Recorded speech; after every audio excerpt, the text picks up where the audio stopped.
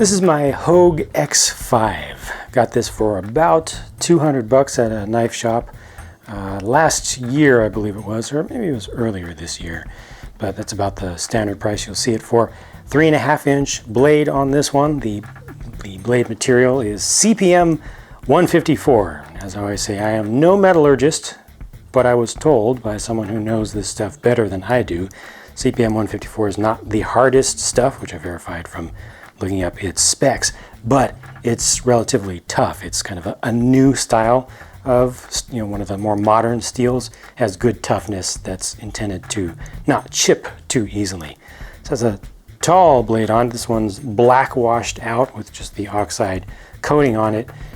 They have a number of different finishes. Certainly just the aesthetic design is what drew me to this initially, but then once I put it in my hand, that's when I was really sold on it. The ergonomics for this are just perfect for me. The way my index finger fits right into the indent there. I'm able to get good grip on this much narrowed up section back here. And yeah, I mean, you've got this nice room where it's ground down to be able to choke up on the back of the knife easily and comfortably.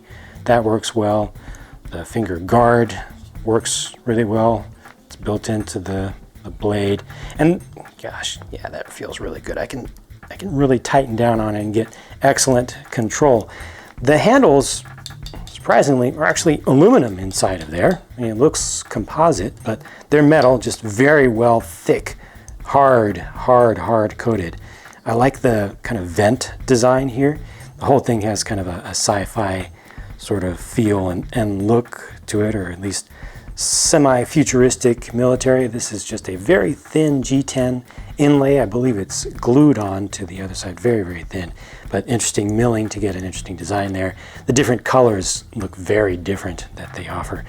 This has a button lock. The first time I saw it from a distance, I thought that it was an automatic. I'm like, you can't be selling this to people like me in California. But no, that's actually the lock there. You push that in to, oh no, looks like I might have just gotten it stuck. Well, this is new. Oh no, of course I didn't get it stuck. I have the safety on. There we go. So yes, that pops out, push it in.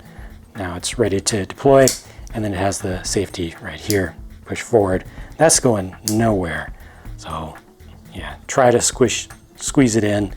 There's just a little bit of movement, but you can't get it past the point where it'll actually unlock. So that's interesting. It's different. It's just not something that I personally have had before. It doesn't really concern me in any sort of way, as long as it works, and ergonomically works out well. This thing came sharp from the factory. It has kept its edge nicely. It hasn't rolled over, just sitting. I did a little bit of slicing with this, but I'm worried about messing up, just scuffing up this finish. This, I'm sure, is a very hard finish that's on there. It has a little bit of texture to it, but I just love looking at this thing, so I haven't used it too much just yet personally. If I wanted to get one of these to use more frequently, I might go for, I believe they have a smaller size and also a lighter finish for the blade. Really nice clip here as well. I like the lettering that they put on this. It's not too in your face. The balance is just in front of the index finger, just in front there. So it feels a little bit blade heavy to me, but honestly, with this shape, this interesting shape of handle, it actually gives me enough control. I think it's mostly, so the index finger indent and then just how far this curves back allows me to get that good grip against my pinky finger, against the side of it.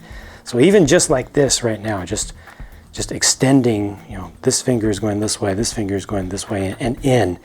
I just have so much control over the position of that blade, which is great. And choke up on it, and then you're good to go. So I think the design of this is pretty good. It's kind of a shame that I don't want to use it too much, because it definitely feels like and looks like the type of blade that I would want to use on a regular basis. It's all belly. It's very easy to sharpen. Everything's just exposed. It has a double grind in it. It's actually kind of slightly compound grind, but It almost feels like a convex grind, but just really accessible for simple and easy sharpening if you're going to do a full job on it or just touch it up. I'm happy with this thing. I probably should not have paid this much for a knife that I'm not going to use so much, but hopefully at some point that will change. But I do feel like, you know, I got what I paid for here.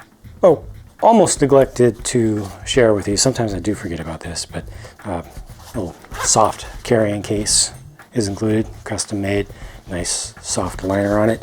And probably a little bit more importantly than that, they do include a second clip. So it's ambidextrous in that sense. Just swap out this plate here, which is two-sided, so that'll fit onto either side.